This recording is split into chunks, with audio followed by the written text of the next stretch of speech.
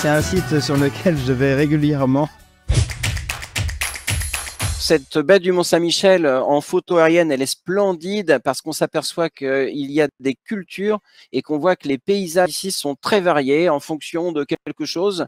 Vous avez des parcelles très nombreuses, bien découpées, voilà, avec des formes un peu de rectangles. Et puis de ce côté-ci, bah, c'est différent, il y a du bocage. Et tout ça, on le verra tout à l'heure, mais c'est en lien avec la nature des roches du sous-sol.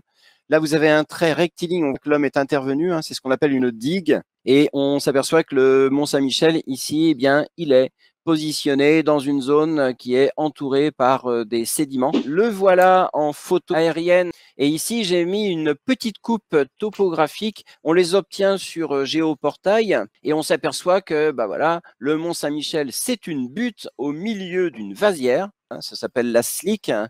C'est un nom d'origine hollandaise qui permet de faire gagner pas mal de points au Scrabble.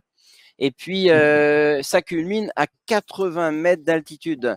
Pourquoi on a ce caillou en plein milieu d'une vasière? Il y a une autre curiosité qui est très similaire à celle du Mont Saint-Michel. Elle se trouve complètement au nord. La voilà matérialisée ici. C'est ce qu'on appelle le mont Tombelaine. Alors, voici en photo aérienne, on s'aperçoit que là-dessus, il n'y a personne qui habite. Là, c'est un petit caillou et il culmine à aller à 42 mètres, 43 mètres d'altitude.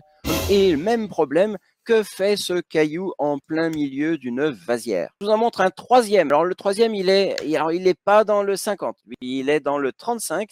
Il se situe sur la commune du Mont-Dol et ce truc-là s'appelle justement le Mont-Dol. Le voilà. Alors lui, il y a des habitations, elles sont tout autour et il est entouré de terrains qui sont cultivés, qui sont avec des altitudes qui sont supérieures à tout à l'heure, hein, c'est à peu près à 5-6 mètres d'altitude, et il culmine à 60 mètres d'altitude. La question est la même, que fait ce truc en plein milieu d'une plaine? C'est aussi intéressant de faire le tour, mais il ne faut pas le faire à n'importe quel moment de la marée. Renseignez-vous bien sûr des horaires. On voit qu'il y a des couleurs un peu étranges sur les cailloux. C'est lié en fait à la présence de lichen, c'est de la bio. Mais malgré tout, ici, on voit des fractures. On est donc sur des roches fracturées qui n'ont rien à voir avec la vase sur laquelle marchent les personnes qui sont devant. Donc ces fractures ici, elles sont naturelles, hein.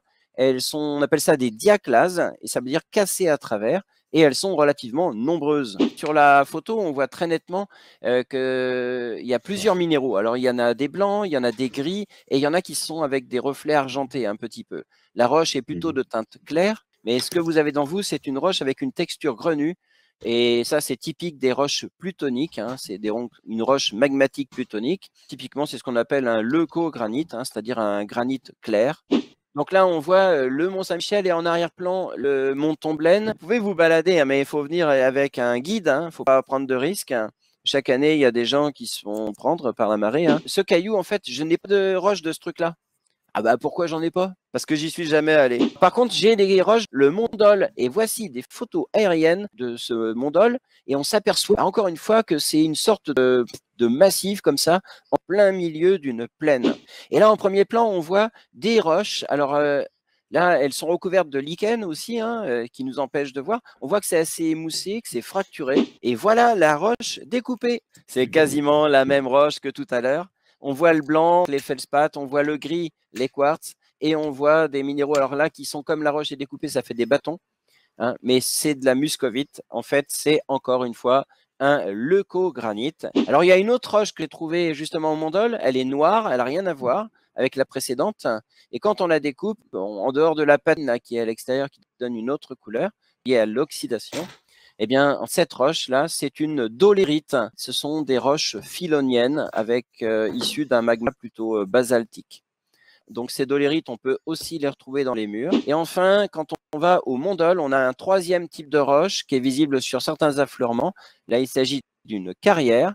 C'est un schiste tacheté. C'est typiquement ce qu'on va retrouver en périphérie des plutons granitiques. Ouais. Le point commun entre ces trois sites-là, c'est d'être en plein milieu d'une plaine qui est inondable, premier point commun. Deuxième point commun, alors je n'ai pas vérifié sur l'orange parce que je n'y suis pas allé, mais on a les mêmes roches entre Mont Saint-Michel et le Mont Dol, sauf qu'au Mont Dol, on a en plus de la dolérite de visible ainsi que des roches qu'on appelle cornéennes. On s'aperçoit que là, il y a le Mont Saint-Michel, ici, il y a le Mont Tomblaine, et enfin ici, vous avez le Mont Dol. et ils ont la même couleur. Voilà, couleur rose ici. Ça, c'est le mont Dol et on voit qu'il y a 3 couleurs. Le rose qui domine, c'est le leucogranite. Le filon de dolérite qui est plein nord ici. Et enfin, un petit peu de cornéenne qui correspond aux roches qui ont été intrudées. Voilà les références. On a un avantage, c'est que là, du coup, on a l'âge de ce leucogranite. On serait vers 515-25 millions d'années. Du granit qui correspond à la fin de l'orogénèse cadomienne. Les filons de dolérite, les voilà. Et voilà, les roches qui ont été métamorphisées sont en fait des roches du briovérien, ce qui correspond à du néoprotérozoïque. Le Mont Saint-Michel, bah regardez, une seule couleur, le rose. Même chose pour Tomblaine. Là, la légende est assez simple. Eh bien, c'est tout simplement des leucogranites, muscovites et biotites. Sur le plan géologique, où est-ce qu'on est, là, je vous fais référence à un article qui est disponible en ligne, que je vous incite à aller voir pour l'histoire géologique du massif armoricain. C'est un article qui a été réalisé par Michel Allèvre et collaborateurs en 2013. Donc, on est dans le domaine nord-armoricain ici, et plus précisément dans une unité géologique qu'on appelle l'unité de Fougères. Vous avez du briovérien, donc c'est-à-dire du néoprotérozoïque, des roches qui sont antérieures au paléozoïque, qui ont été intrudés par des plutons de granodiorite que l'on voit un peu partout ici, et localement par des petits pointements de leucogranite. Ce sont les points noirs visibles sur cette carte. Et regardez, on retrouve le Mont Saint-Michel, le Mont Tomblaine et le Mont Dol. Alors, à quoi correspondent ces plutons granitiques? Voilà, il y a des hypothèses, mais on n'est pas encore sûr à 100%. Il y a encore pas mal d'énigmes concernant la présence de ces roches ici, mais elles seraient liées à l'orogénèse cadomienne. L'orogénèse cadomienne, c'est une orogénèse qui a eu lieu juste avant le paléozoïque, et cette orogénèse cadomienne a influencé la mise en place de plutons granodioritiques, là ici, et finalement de petits pointements de leucogranite, comme celui du Mont Saint-Michel, du Mont Tomblaine et de notre ami le Mont Dol. Dans la notice de la carte géologique du Mont Saint-Michel, vous avez une petite coupe géologique qui est simplifiée, qui est montrée ici. Et là, on voit quelque chose d'extraordinaire. On voit le pointement de leucogranite, le Mont Tomblaine et le Mont Saint-Michel. Et on voit également ici le le massif de Saint-Broudadre, et là, les roches qui ont été intrudées. Et là, Yves, où est-ce qu'on verrait des cornéennes du coup? Autour des plutons granitiques, là. Absolument, là, et enfin de ce secteur-là.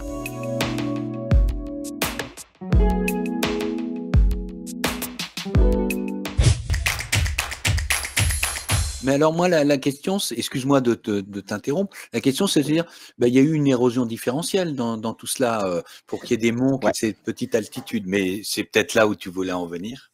Et en fait, la question, c'est quoi l'érosion différentielle? Eh bien, c'est simple. C'est-à-dire que c'est comme nous, on n'est pas tous égaux. Voilà. Il y en a des plus résistants que d'autres.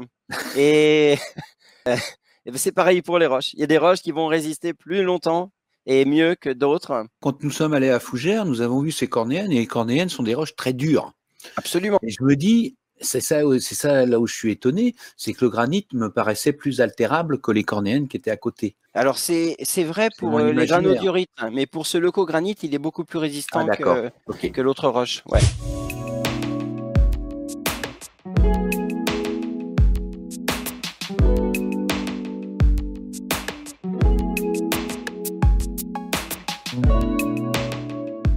J'ai terminé avec le Mont Saint-Michel. Voilà, je reviens avec mon crâne de mouton. Donc, je vous incite à le regarder d'une autre manière, ce Mont Saint-Michel. Et comme toutes les roches qui nous entourent,